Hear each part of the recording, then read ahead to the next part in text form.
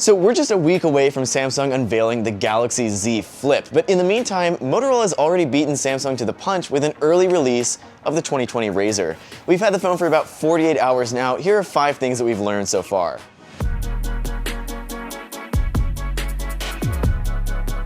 So the first thing you notice about the Razr when you take it out of its packaging is just how nice that packaging is. The Razr comes fully unfolded in the box, and the box acts as a speaker for the phone. It's probably the first packaging that you won't want to throw away as soon as you take the phone out.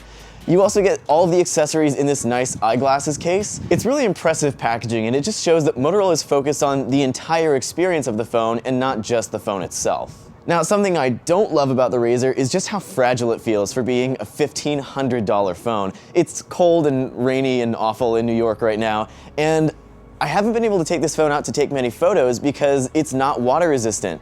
Another complaint is, as cool as the folding trick is, there's a really audible creak whenever you open or close the phone. It's pretty concerning, to be honest, and we don't really know at this point just how durable that's going to be. There's also little points on the screen where you can sort of press down and feel it creaking under the pressure of your finger. I don't really feel confident with this phone. Now, like I said, we haven't really had much of a chance to actually take the phone out and take many photos with it, but initial impressions are not looking great. The phone is super slow to focus and take a photo, especially when you're using the selfie flash. And photos just kind of seem a little bit washed out. They don't really have a whole lot of detail so far. One nice thing about it though is that when you have the phone actually shut, the main camera is facing you. So if you want to take a good selfie, you just want to take it with the phone shut. It's a little awkward, but it works really well. Now, there's also been a lot of concern about the pretty mid-range specs in this very high-end device.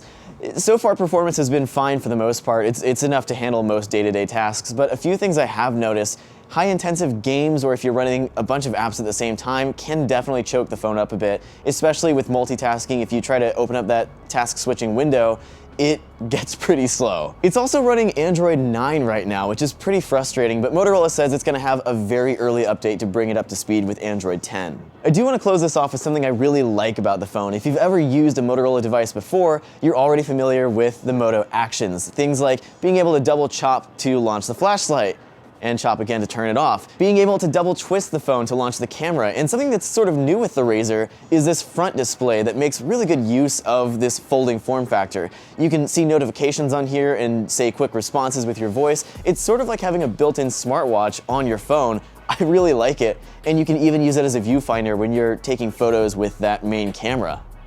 So it's still a little early for us to give you our full review on the Razr, but in the meantime, you can read a lot more about it over at AndroidCentral.com. We're going to be posting more photo samples and updating our thoughts as we go. Of course, we're also going to be covering the rumored Galaxy Z Flip when that gets announced, so make sure you're subscribed, and we'll see you at Samsung Unpacked.